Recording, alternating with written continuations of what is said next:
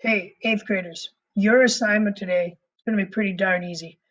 Unfortunately, though, for you, you get to listen to Mr. Wakefield talk and look at the slides that I put up here. Here's what we're going to start talking about. And I'll try to keep this a little bit brief. It works better, of course, when we're in class and you can ask questions and I can ask you questions.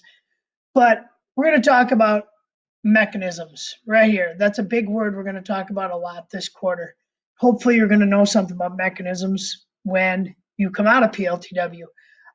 So, a mechanism basically is something, there's all kinds of definitions for it, but it's basically something that has two or more parts where one part makes something else move. So, let's say gears, one gear makes another gear move. That's a mechanism. So what I'm going to show you is just some examples of different things that have mechanisms in them, like this old hand mixer. Yeah, it's pretty old, but it's got cool mechanisms to check out. This says it has a crown and pinion gear. Here's where that is. The crown gear is this thing. It looks like a crown when it lays flat. It's got the teeth going up.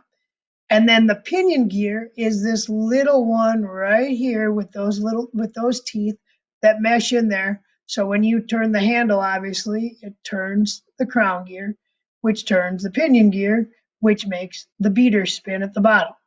So what is the mechanism for? That's what we have to figure out. Mechanisms are meant to do many different things. They can change. The idea of a mechanism is it changes things. They can change four different things. And by the way, like I said, your only assignment here is to listen to this, kind of take this in. It's kind of background knowledge. I know you're not going to remember it all, but we're going to do a packet next time. We're going to start a packet where we're going to talk about these things. And if you have this background knowledge, it's going to help you. No, there's nothing to turn in, but hopefully you do this. Otherwise, you might be going back to it and looking at it next time. So to stay on page here, do this for me. So a mechanism is made to do four things, one of four things, or sometimes it does two of them, sometimes it does three of them. There's four different things a mechanism can change. One is speed. So like the gears on your bike, change the speed. Torque. The gears on your bike change the torque. If you want to ride up a hill, you put it in a lower gear. You pedal faster, but you have a lot more torque and power. So it can change speed, torque, the type of movement, and the direction of movement. So there's four types of movement, which we'll get into later too. But so let's look at this. What is this crown and pinion gear for?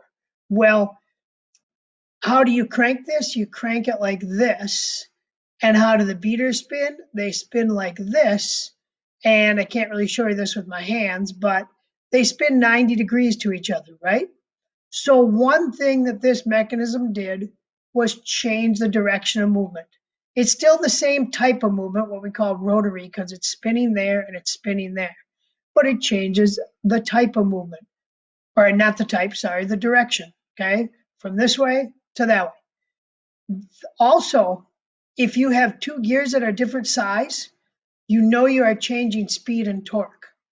I'm not going to tell you which yet, but if they're the same size, we're not changing speed and torque. If they're different size, we are.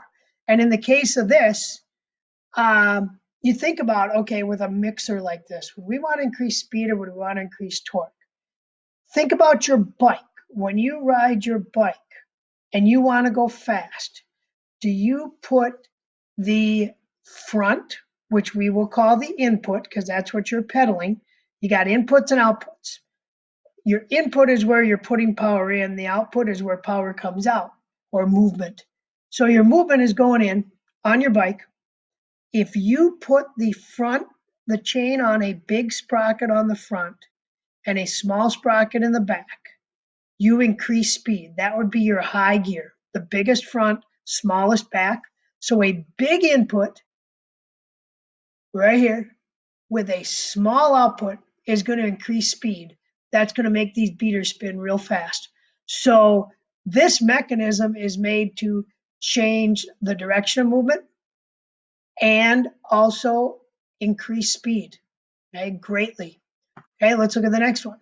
This electric motor, this isn't a real good one. It can change the gears here and in turn changing the speed of this output here. We'll go on the